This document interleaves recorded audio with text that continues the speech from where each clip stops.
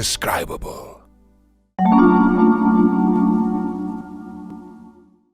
Welcome back, Exile. In today's video I want to talk about a build I've been playing for years but never officially released a guide for. There was never a more perfect time for Scorching Ray Totems, aka Shaper Beam Totems, than now. I've always used the Shaper Beam MTX because it's just cool AF, and Shaper is, in my opinion, the most iconic boss the game has to date. He also happens to be my personal favorite boss, and we got new Shaper themed MTX. Splendid indeed. That said, the reason why I never officially released a guide for it is because in the past the build wasn't exactly up to standards due to its mediocre clear and lack of crowd control. Scorching Ray is a damage over time skill and thus does not hit, which simply means that taunt on hit cannot be utilized, which would otherwise make the build far safer to play in maps. However, with patch 3.26 we got Mercenaries. This somewhat solved that particular problem while also giving us extra utility. In my case, I'm using a flame hand that can freeze and shock enemies with her flame blast. She provides the overall clear while my totem focus on the tanky bad guys. I use specific items to help her do this, but I'm going to keep the overall information brief and provide merely an overview, so for any detailed information on how the build works, please check out my forum guide linked in the description.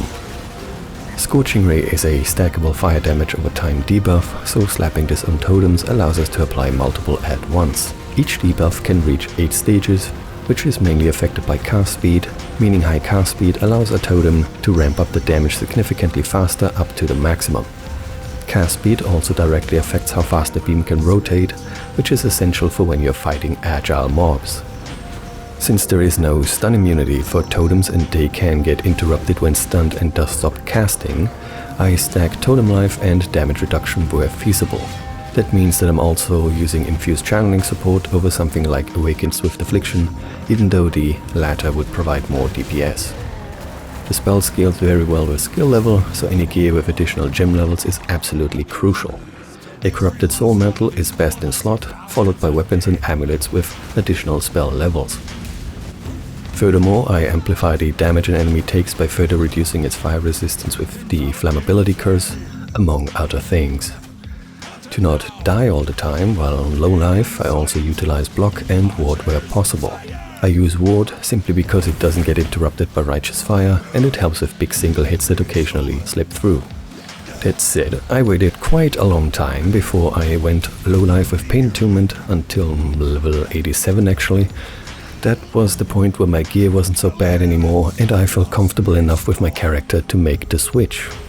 I've been using Scorching Ray since level 12 and all the way through the endgame. I've defeated every new boss first try, well, except for the fake innocence guy, filled out my atlas and acquired all 4 Voidstones and so on. My mercenary did not carry me through any of these, with the sole exception being Breach Stones, where the subpar clearing ability of the skill becomes a problem due to the timer, and she greatly helps with that.